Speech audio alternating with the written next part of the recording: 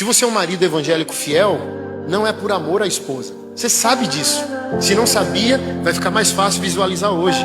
Eu não sou um marido fiel por causa da minha esposa, porque tem dias que não funcionam. Tem dias que a sua esposa crente, uma mulher maravilhosa, é uma Jezabel.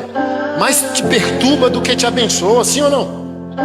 Então tem dias que você quer divórcio e não namorar com ela. Tem dias que você fala: velho, por que eu casei com essa mulher? Caramba, ô louco, velho, eu tava doido, eu tava cego. E por que você permanece? Não é por ela. Ela só está vivendo o benefício do amor que você tem a Jesus. Porque você pensa assim, ó: se eu trair essa mulher, eu estou traindo a minha fé. Se eu trair essa mulher, eu estou traindo o meu Deus. Se eu trair essa mulher, eu estou traindo a igreja. Se eu trair essa mulher, eu estou traindo a palavra. Se eu trair essa mulher, eu estou dando motivo ao ímpio de blasfemar contra nós. Essa mulher não quer dar para você. Essa mulher quer destruir o propósito de Deus na sua vida. Porque a única coisa que presta em ti é a presença do Espírito Santo. Provérbios capítulo 4, capítulo 5 e capítulo 6.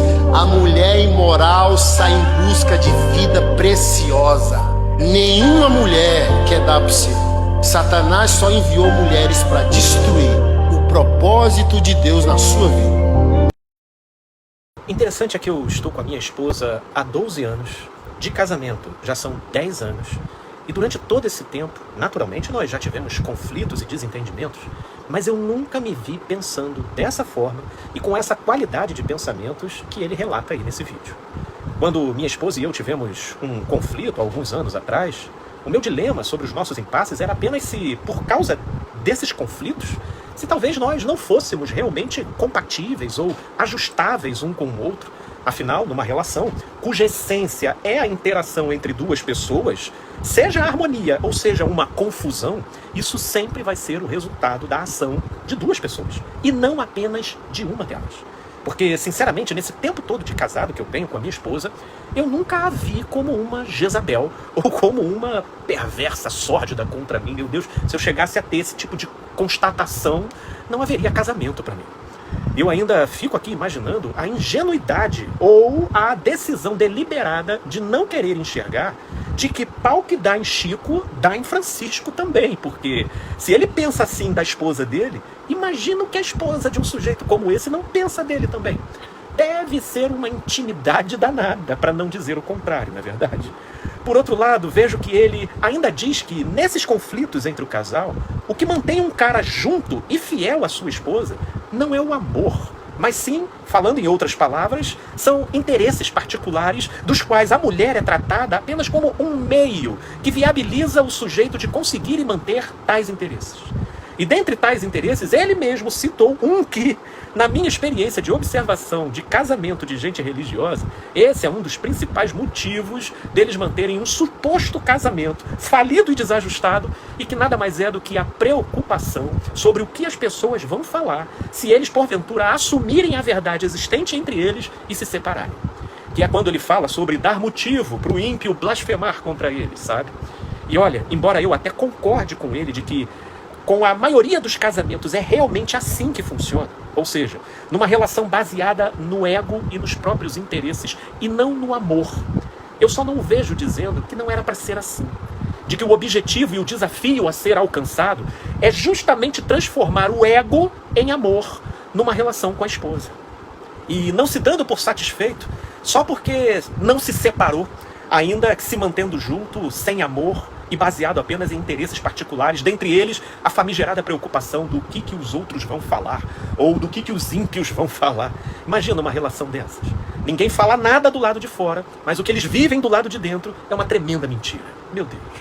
No final das contas, existe muito casamento entre religiosos, cujo casal não se suporta, não se aguenta, mas eles ainda assim permanecem juntos, só para defender e preservar a própria reputação dentro do grupo religioso. E uma coisa que precisa ser pontuada nessa fala, na fala desse pastor, é que existe sim uma misoginia presente na fala dele. E o que é de fato a misoginia?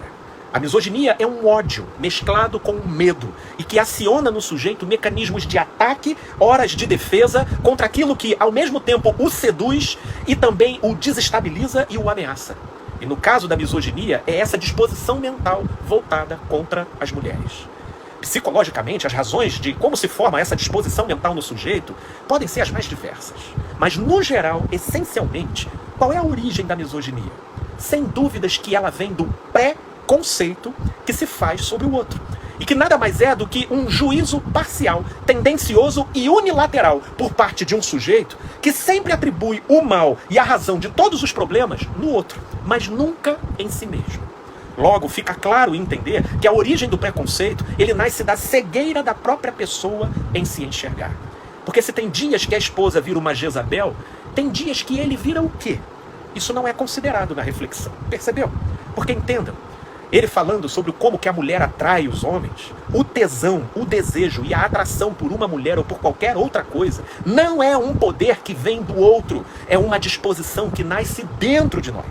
Mas para quem não se enxerga, eles transferem para a mulher um poder que fala muito pouco sobre a mulher, mas sim o quanto eles mesmos são rendidos e cegamente subjugados pelas suas próprias volúpias e cobiças. Ah, Felipe, mas no livro de Provérbios fala sobre essa tal mulher perigosa e sedutora. Ok, mas uma mulher com essa vibração, ela só vai influenciar e interagir apenas quem estiver na mesma vibração. E para isso é preciso o sujeito se enxergar mais do que ficar se preocupando com a tal mulher. Porque com o advento de Cristo, e que trouxe sobre nós tão poderosa luz, e a verdade que nos liberta, eu prefiro ficar com um discernimento de Tiago, lá em sua epístola no capítulo 1, quando ele muito bem constatou que cada um é tentado conforme a sua própria cobiça. Ou seja, o mal habita em mim, e o outro, seja ele mulher ou qualquer outra coisa, é apenas um meio através do qual eu revelo aquilo que eu deixo prevalecer dentro de mim. Esse é o verdadeiro entendimento e que não abre espaço para misoginias, que vivem cegamente de demonizar mulheres, mas que vira o olhar do sujeito, mas que, na verdade, desvia o olhar do sujeito para sua própria realidade e, com isso, confere a ele, tirando dele a oportunidade de se converter e de se controlar.